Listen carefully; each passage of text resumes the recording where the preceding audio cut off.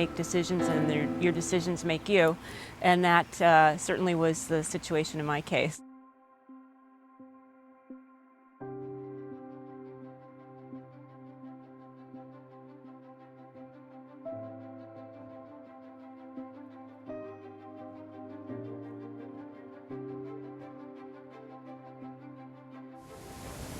I realized that if I wanted to have a balanced life, I needed to find a different kind of job.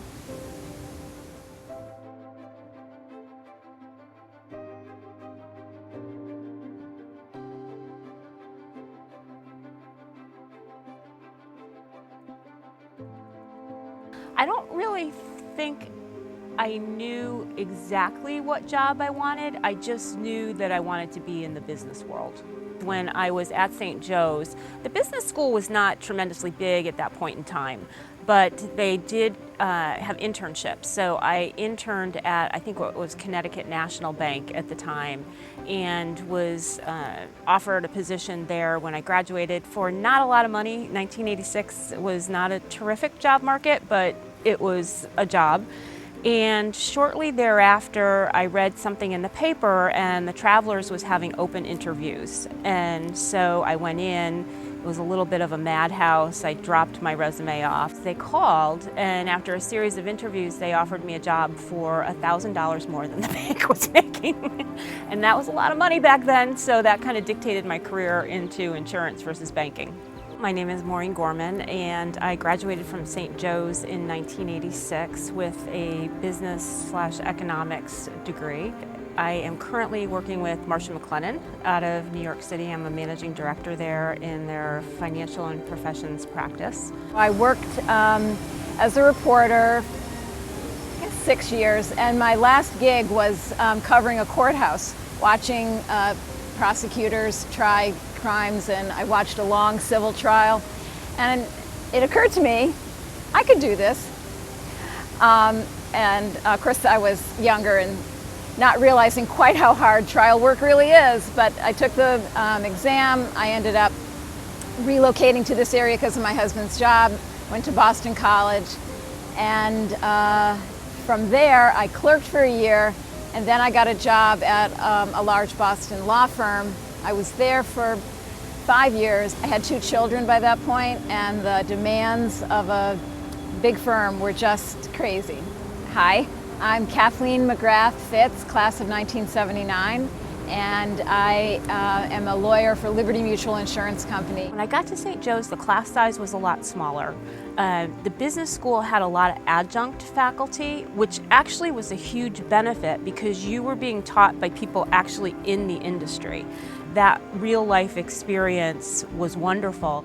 I would say my career was assisted greatly by Sister Mary Joan Cook, who is the teacher I most admire from my time at St. Joe's. She's the reason I ended up working for the West Hartford News as a cub reporter. I discovered and fell in love with pro bono work while I was at the law firm. When I first started in the brokerage side of things back in the 90s, there was a very new platform for how business was conducted, and so I was on the ground floor of that new platform, and we really kind of wrote the rules in terms of how business got transacted. Most recently, one of the things that I was involved in was creating a new product, and so in our industry you don't come along new products very often. And actually we won the Business Innovation Award. In Liberty Mutual's corporate offices is more than 100 lawyers just dealing with the corporation's business. But the big difference between in-house and law firm life is that the work just comes to me. I'm the overall manager, so I have sort of a committee, and as we get approached by someone, hey, will you work on, for example, will you work on special education cases, helping families advocate for their children to get the right individual education plan? The more I got involved with board work, the more I really came to understand just how underserved people are. There's just so many kinds of cases where people have no right to a lawyer and where a lawyer would make such a difference. I have a sister who's a social worker, and she's phenomenal at what she does, and she's always helping people in crisis. And I remember thinking, is this really meaningful? Is this really something that I'm doing good for people? And she said to me, the one thing that you have to recognize is that so many people spend so much of their time at work. And if you can help people in a way that impacts how they feel about what they do, can be incredibly important. There's just simply no right to a lawyer in a lot of civil matters. And so it really started with actually seeing what they were up against. Part of what motivates me about pro bono is a balance, because I'm well aware of just how privileged I am. And so I know I can't solve the big problems that I read about in the paper and get depressed about, but it's very satisfying to make a huge difference to the clients I do help. I have seen the stats on how many cases are unrepresented, and I've seen firsthand the impact that has. And so it's kind of like, once you're aware, how can you be blind? In this country, with our resources, there's no reason anyone should be homeless, regardless of what their substance abuse or mental health problems might be. It's also important to be comfortable with yourself and try and be as authentic as you possibly can. But you tend to gravitate to work with and for people that you respect. And so I think that's an important choice. I've always been more loyal to the people than the place. I have been very successful in my career in terms of having just some terrific mentors that have helped me to kind of find out what it is that makes me different and special. You can never be too old to have a mentor. And I also think I've tried to mentor other people to the extent that I can as well. When I was trying to figure out where I might go, my mother said, St. Joseph College in West Hartford is a great school, and I think you'd really like it. She said, they're going to ask you what you want to major in. What are you going to say? So I get to St. Joe's, and I'm surrounded by all these people who kind of know what they want to do. Nurses, social workers, and then there was me. And I really had no idea. And I would call my mother when I would have these panic attacks and say, Ma, what am I going to do for work?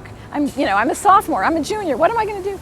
And she would say, well, you're right there in the insurance capital of the world. I'm sure you can find an interesting job at an insurance company. I can't imagine anything more boring. Like, I am not working for an insurance company, so help me God. And of course, she was right. She was totally right.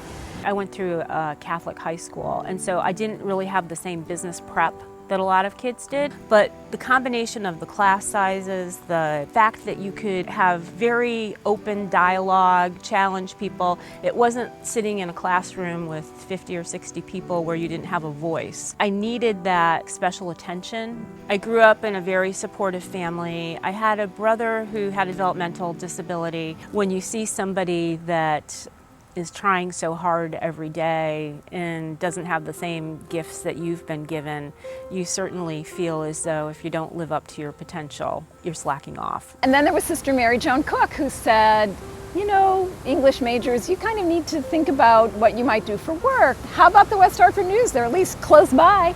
And so she wrote to the executive editor, and he said, sure, we'll take on an intern.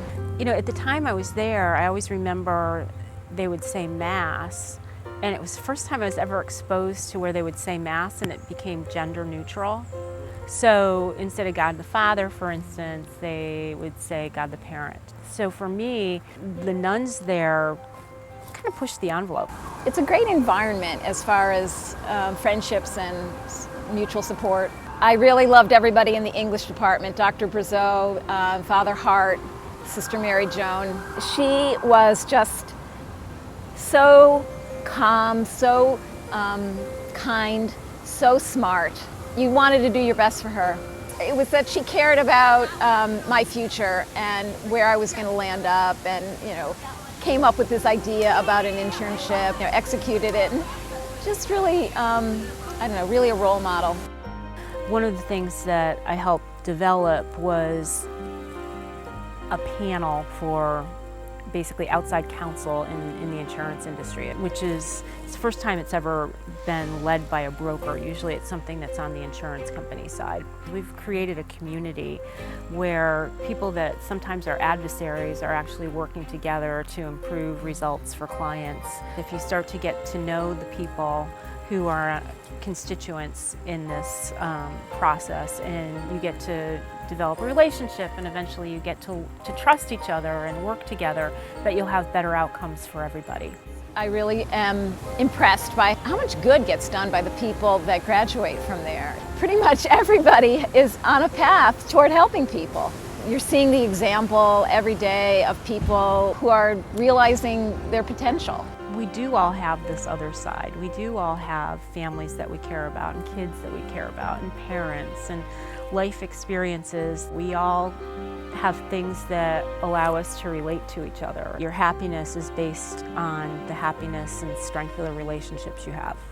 Get out there and volunteer at something, and you might just discover how much satisfaction there is in changing at least one life. Once you've been made aware of how much need there is, I just feel that you will get so much satisfaction out of volunteering, and you'll realize that you can really make a difference, and that is such a good feeling.